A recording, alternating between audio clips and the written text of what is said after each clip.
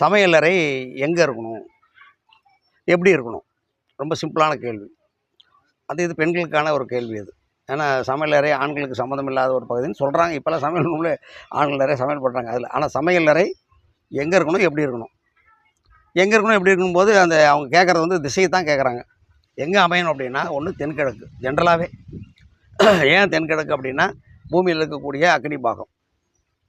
அக்னி பாகம்னா ஒரு உள்ள காற்று மண்டலம் வந்து செயல்படும் போது உஷ்ணம் வந்து ஒரு பகுதியாகவும், குளிர்ச்சி ஒரு பகுதியாகவும், காற்று ஒரு பகுதியாகவும், நீர் ஒரு பகுதியாகவும் வரும். பெண்களுக்கான சக்தி உடல் எந்த பாகத்தில் இருக்குன்னா கர்ப்பப்பையில் இருக்குது. பெண்களுக்கான சக்தி வந்து உடல் கர்ப்பப்பையில் தான் இருக்குது. அதை புரிஞ்சுக்கணும் முதல்ல. அதனால தான் முதல்ல சொன்ன பதில் அது ஆண்களுக்கான விஷயம் இல்லை அப்படின்ட்டு. அப்போ பெண்களுக்கான ஒரு வீடு தான் சமையலறை. அப்போ அந்த சமையலறையில் கிழக்கு பார்த்து சமைக்கும்போது வடக்கில் திறப்பு இருக்கான்னு பார்க்கணும். வடக்கில் ஜன்னலோ அல்லது காற்று பரப்பு நல்ல காற்று அடிக்குது பாருங்கள், அது மாதிரி காற்றோ உள்ளே வர்ற மாதிரி வடக்குலேருந்து ஒரு வெளிச்சம் வந்து உள்ளே வர்ற மாதிரி இருந்ததுன்னா அது நல்ல சமையலறை. அந்த மாதிரி சமையலறையை வந்து நம்ம பயன்படுத்தலாம். அதே சமையலறையில் பார்த்திங்கன்னா ஈசானிய மூலை இருக்கும். இந்த சமையல் ரூம்லேயே ஈசானிய மூலையில் அந்த பாத்திரம் கழுவுறதுக்கு ஒரு இது வச்சுருப்பாங்க, சம்பு மாதிரி வச்சுருப்பாங்க.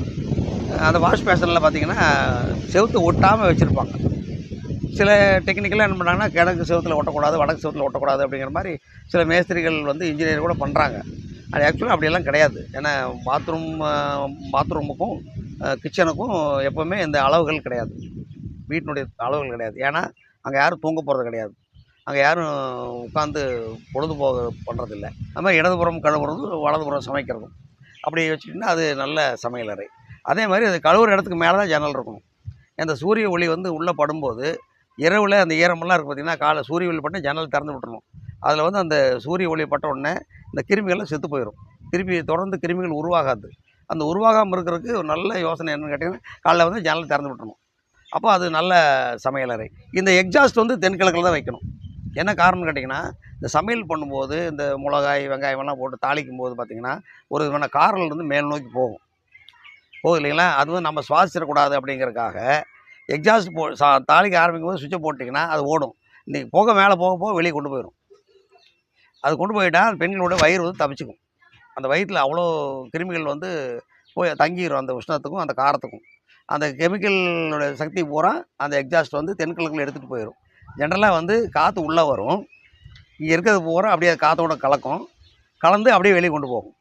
அதுக்காக தான் எக்ஸாஸ்ட் ஃபேன் வைக்கிறது. சும்மா ஓட்டையில் காற்று உள்ளே வரும், வெளியே தள்ளும்போது நீங்கள் பிடிச்சி தள்ளணும். அப்படி தள்ளணுமா அடைச்சி விட்டா என்ன அப்படின்னா, இங்கே இருக்கிற காற்று வெளியே போகாதுன்னா இந்த காரமான காற்றை நம்ம சுவாசிக்க வேண்டியது வந்துடும். அப்படின்னா வயிறு கெட்டுரும். அப்போ தான் வடக்குலேருந்து வெளிச்சம் வந்து வடக்குலேருந்து காற்றோ வெளிச்சமோ வந்துன்னா அந்த உஷ்ணத்தில் உடல் வந்து உஷ்ணமாகி உடல் இருக்கக்கூடிய வெப்பத்தினால வரக்கூடிய அந்த கிருமியும் சேர்த்து எக்ஸாஸ்ட் கொண்டு போயிடும். சமையலறையில் இவ்வளோ விஷயம் இருக்குன்னா இவ்வளோ இருக்குது. இவ்வளோ விஷயங்கள் சமையல் ரூம் இருக்குது. சும்மா சமையல் ரூம் சாதாரணமாக சொல்லிட முடியாது. அந்த ரூமில் பெண்கள் வயிறு பாதிக்கப்படாமல் இருக்கணும்னா நிச்சயமாக நான் சொன்ன மாதிரி அமைப்புகளாக இருக்கணும்.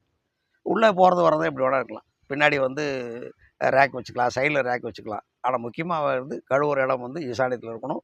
அடுப்பு வந்து அக்னி மூலையில் இருக்கணும். தென் மேற்கில் தென்கிழக்கில் வந்து அந்த எக்ஸாஸ்ட் ஹோல்ஸ் இருக்கணும்.